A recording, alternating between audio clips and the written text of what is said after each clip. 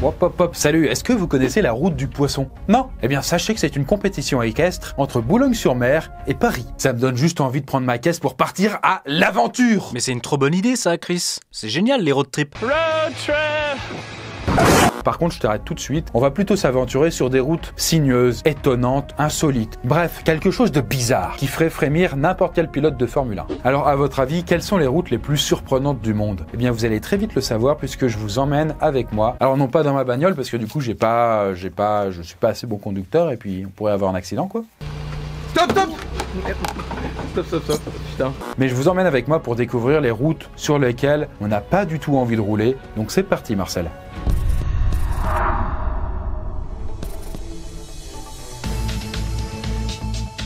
Voilà, on commence tout de suite notre épopée dans un charmant pays, à savoir la France. Et là, on va aller à Noirmoutier, qui est une charmante petite île au large de la Vendée. Mais aller sur l'île, ça se mérite puisqu'il y a que 2 accès. Le pont de l'île et une petite route de 4,2 km que l'on appelle le passage du Gois. Oh, comment ça a l'air trop mignon! Alors oui, c'est vrai que c'est joli. Je dis c'est loin mais c'est beau. Mais le problème avec le passage du Gois, c'est que c'est une route submersible. C'est-à-dire qu'en fait, à cause des marées, eh bien, elle est régulièrement recouverte par l'eau. Alors imaginez un peu la tronche des automobilistes qui se retrouvent piégés dans leur bagnole avec les gosses qui braillent à l'arrière. Non, mais les gens sont pas si cons, ils vont pas s'aventurer sur le passage comme ça, surtout s'il y a un pont ouvert 24 heures sur 24, juste à côté. Bah apparemment si, parce qu'en fait il suffit de taper passage de Gois sur Google pour tomber régulièrement sur des histoires de gens piégés par la marée. Et si ça arrive, bah aussi souvent, c'est parce que on ne se renseigne pas assez sur la montée des eaux, alors qu'il y a un moyen plutôt simple de savoir quand on peut aller sur le passage du Gois. Pour cela, il suffit de se renseigner sur le coefficient de marée, un indicateur très utile pour connaître la différence de hauteur entre une mer haute et une mer basse. Une fois que vous connaissez cette donnée, il suffit de convertir en minutes. Par exemple, si le coefficient est de 70, vous aurez exactement 70 minutes avant et après la marée basse pour traverser le passage en toute sérénité. Du coup, retenez bien ça si vous voulez faire du tourisme à Noirmoutier, histoire d'éviter de finir coincé dans votre caisse comme un bonnet.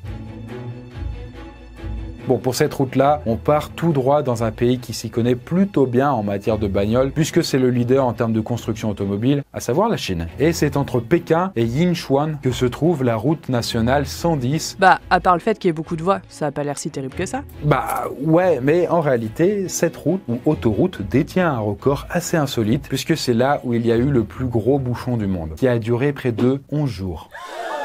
Alors oui, 11 jours quoi. Est-ce que vous imaginez quand même 2 minutes rester bloqué dans votre voiture pendant tout ce temps, 1 semaine et demie quoi, à avancer à l'allure d'un escargot sans en voir la fin? Eh bien, c'est ce qui s'est passé en août 2010 pour de nombreux automobilistes et chauffeurs routiers qui se sont retrouvés bloqués sur la route nationale 110, sur une distance de 100 km. Et les travaux engagés sur la route à ce moment-là n'ont absolument rien arrangé à la situation, créant en fait un sacré bordel sur cette route déjà chargée en fait en temps normal. Mais ils ont fait quoi pendant tout ce temps? Du coup, ils en ont profité pour discuter avec leurs voisins, jouer aux cartes, apprendre toutes les décimales de pi. Bref, ils se sont occupés comme ils pouvaient, quoi. Et d'ailleurs, certains petits malins se sont retrouvés avec une âme de commerçant puisqu'ils ont vendu des nouilles instantanées et de l'eau presque 10 fois plus cher que le prix habituel. Pas mal, quoi. Mais en tout cas, sachez que la route nationale 110 est toujours considérée comme l'une des plus embouteillées au monde. Et pour cause, parce que si elle a été construite pour 50 000 voitures, eh bien, ce sont aujourd'hui 500 000 véhicules qui l'empruntent quotidiennement. Donc 10 fois plus. Du coup, si vous passez par cette autoroute de l'enfer, pensez à prendre un gros stock de bouffe et quand même des jeux de société. Juste au cas où. Et on continue notre petit périple avec un département français d'outre-mer, La Réunion. Là, on va à Cilaos, qui est une petite ville thermale au centre de l'île, réputée pour son cirque. À savoir une enceinte naturelle aux parois abruptes, souvent de forme circulaire et qu'on retrouve sur les flancs de massifs montagneux. En tout cas, sachez que pour découvrir ce petit coin de paradis, il faut s'armer de courage, car pour y arriver, il faut passer par une route au nom très équivoque, qui est la route des 400 virages. Ah ouais, quand même! Ouais, quand même 420 virages si on veut être plus précis. Vous voyez, cette route, elle fait 30 km et c'est l'unique chemin qui mène jusqu'à Cilaos. Du coup, vous n'avez pas le choix. Et si la traversée, c'est un petit bonheur quand même pour les amoureux de panorama, elle peut s'avérer à contrario redoutable pour les fous du volant. Parce que sur ces 1h30 de route sinueuse, vous trouverez 2 tunnels creusés à même la roche, qui ne sont évidemment pas éclairés et qui se prennent à sens unique. C'est un jeu dangereux, mais c'est un jeu qui me plaît. Et pendant la saison des pluies, l'état de la route se dégrade rapidement, entraînant davantage d'accidents et qui fait qu'elle est régulièrement d'ailleurs fermée à cause des chutes de pierre. Mais malgré ça, la route des 400 virages reste un incontournable de l'île de La Réunion. C'est juste que là, si vous avez le mal des transports, ne le faites pas si vous ne voulez pas gerber partout sur les sièges arrière. Ah, les road trips, c'est quand même vachement cool. Mais ça peut quand même rapidement tourner au cauchemar si ça dure trop longtemps. Typiquement ce qui pourrait vous arriver sur la prochaine route, la Panaméricaine. Longue de près de 30 000 km, la Panaméricaine, ou autoroute transaméricaine, est un ensemble d'autoroutes et de voies rapides qui traversent les 3 Amériques sur près de 14 pays, allant des montagnes glacées de l'Alaska jusqu'à la Terre de Feu à Ushuaia. En réalité, la vraie Panaméricaine est une route intégralement goudronnée, mais des amateurs de road trip quittent souvent cette piste pour suivre leur propre itinéraire. Mais tu rigoles, ça a l'air beaucoup trop stylé. Surtout à moto, en mode Easy Rider. Alors, c'est vrai que c'est un super projet, mais crois-moi que je vais vite calmer tes petites ardeurs quand je vais te raconter ce que tu risques de trouver sur la Panaméricaine. Entre les villes de Yavisa au Panama et Chicorodo en Colombie, il manque près de 87 km de route. Et là, vous vous dites, mais pourquoi? Eh bien, tout simplement parce qu'on y trouve une immense jungle particulièrement hostile, où vivent du coup des serpents, des mygales, des alligators et autres canards en plastique. Et y a pas un autre moyen de passer? Non, parce que j'ai pas envie de servir de kebab à un croco, moi. Si, en fait, du coup, pour traverser cette zone, qu'on appelle d'ailleurs le bouchon de Darien, il y a 2 alternatives, à savoir par l'eau ou par les airs. Mais ça coûte très cher. Et puis rajoutez à ça aussi que vous pouvez croiser certains grands noms des cartels de drogue, toujours motivés pour faire un brin de commerce avec des touristes égarés, quoi. Et du coup d'ailleurs dans le genre mauvaise rencontre, il y a aussi les forces armées révolutionnaires de Colombie qui peuvent prendre en otage des captifs et les retenir contre rançon et parfois pendant des années. Du coup, est-ce que vous avez envie de vous faire kidnapper lors de votre road trip de rêve? Eh bien en attendant que vous répondiez à cette question, passons à la prochaine route. Je me pose une question, est-ce que vous aimez la neige? Non, parce que du coup, la route en question, là, a tout du paradis pour les amateurs de poudreuse. Là, je parle pas de drogue. Donc, bienvenue sur la James Delton Highway, qui est une route principalement utilisée par les chauffeurs routiers. En fait, pour vous donner une idée, il y a à peu près 150 camions l'été et 250 l'hiver. Et d'ailleurs, ce sont surtout des routiers qui vont chercher du pétrole à Prudhoe Bay, sur le versant nord de l'Alaska, histoire d'alimenter le réseau de pipeline Trans-Alaska. C'est typiquement le genre de route où j'imagine des gros camions faire des dérapages de fou. Il y va. Oh oui! Oh le 360! Et c'est d'ailleurs le sujet d'une émission de télé-réalité, Ice Road Trucker, qui envoie de gros bolides tester les pires routes du monde. Et du coup, ils ont de nombreux épisodes consacrés aux dangers de cette route de l'enfer, qui fait d'ailleurs 666 km. Maintenant, vous ne pourrez pas dire que vous ne saviez pas. Avec une visibilité réduite à 0, des conditions climatiques extrêmes liées à l'Arctique, des changements de voie soudains et d'énormes nids de poules, la James Dalton Highway est l'une des routes les plus dangereuses d'Amérique. Tout au long du parcours, il est recommandé de conduire les feux allumés car la route est très peu goudronnée et avec beaucoup de pentes qui peuvent entraîner de nombreux dérapages. Et d'ailleurs dans le genre pas pratique aussi, la route ne traverse que 3 villes, c'est-à-dire les seuls endroits où vous pourrez vous ravitailler en essence et en bouffe. Ah mais c'est ça le plus effrayant, de crever la dalle. C'est ça oui. Alors un conseil, du coup si vous partez à l'aventure sur cette route mythique, prenez quand même du matos de survie et de quoi vous nourrir puisque ça pourra vous être utile.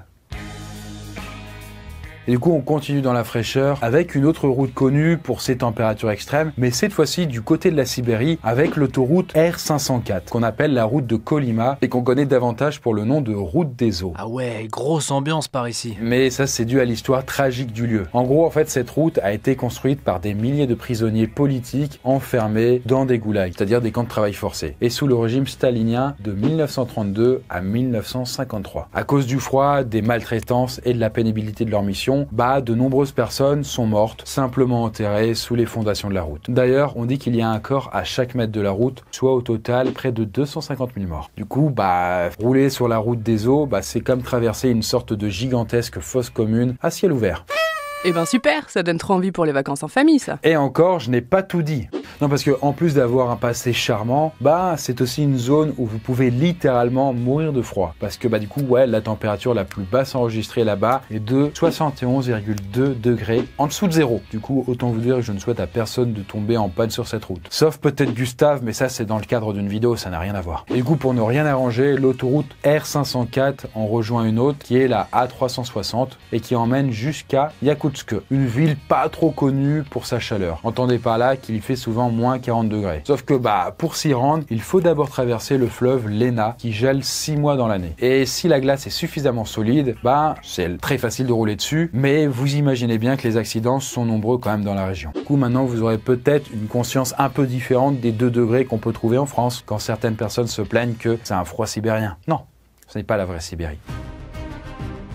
Du coup, pour cette ultime étape de notre road trip infernal, ah non mais ce n'est pas de l'anglais, arrête. Notre road trip infernal, pardon, on va prendre un petit peu plus de hauteur. Bah oui, parce que quand on pense aux routes de montagne, on imagine des virages ultra sinueux, des passages très serrés, la proximité avec le vide. Bref, un petit peu de peur quoi. Non.